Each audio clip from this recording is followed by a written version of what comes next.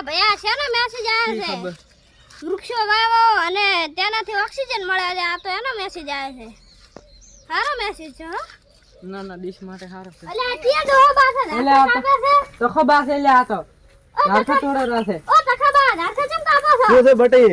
ઝાડખા ના કાપા આપણે એનાથી ઓક્સિજન મળે છે. ના હોય બટી, હા તો ના હોય બા. ના એવું ના હોય બટી. હવે આ ઝાડખા વધારે પડતો પેલો પોગ દીધો તો કટિંગ કરે તો વળી ફેર નવો પોગ બા આપણે નવે અંજુતા છે. જીવો છો નકી આ વરસાદ ના પડે તો આપણે મરી જો. ના હોય ના બટી, એવું હોય. તમને શું ખબર તાર? તમે તો હવે આજકાલ ના થો. ફોનમાં સમાચાર આવેલા તમે દેખો તો. સમાચાર બધા હવે ખોટા આવે બટી, એમાં કોઈ હાથ ના આ હોય. શું છે બા? એવું એમ બટી? સારું બટી, તમે કીધું તો તમારું મન રાખો, ઝાડખા નહીં કાપું. આથી આ પ્રતિજ્ઞા લો કે આથી હું ઝાડખા નહીં કાપું. હા પણ હું પ્રતિજ્ઞા લઉં છું, આજથી હું ઝાડખા નહીં કાપું. હારું ને બટી ચમા ચડો બડો પેલો કંઠો કઢાણો છે તું. જાવ છો તમારે. બસ બટી હવે ઘરમાં જ આવું છે.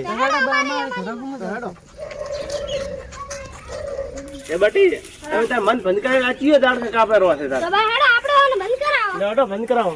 આ ભાઈ ઝાડખા કેમ કાપે છે? એટલે શું છે? શું છે ભાઈ, કેમ ઝાડખા કાપે છે?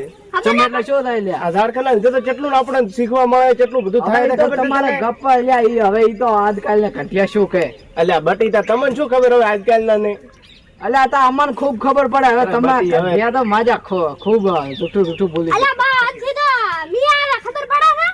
અલ્યા મેં તો મોટી એમ ઓક્સિજન આવે બટી. કોઈ એમ ના કોઈ એવું હાટ હોય. ઓક્સિજન મળે વાયુ મળે બધું આથી મળે. તમને શું ખબર પડે?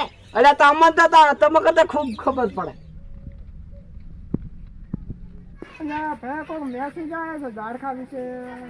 આવેરા નિયમો સૂચના આલી દો કે વૃક્ષો ના કાપો. બટી જો દો તો બસ ફરવા જાય છે. બટી ઝાડખા બીજા કાપતા નહીં. તો મેસેજ બીજો આવ્યો તો નહીં મોબાઈલ આવ્યો તો નહીં.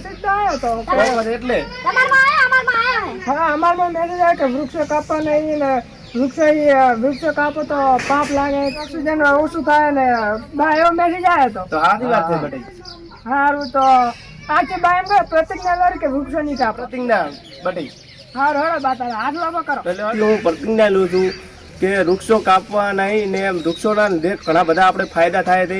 હવાનું ઓક્સિજન મળે છે, બીજું પાણીને વરસાદ પણ વરસે છે, એના લીધે ઘણું બધું એનાથી ફાયદો થાય છે. એના કારણે વૃક્ષો કાપવા નહીં.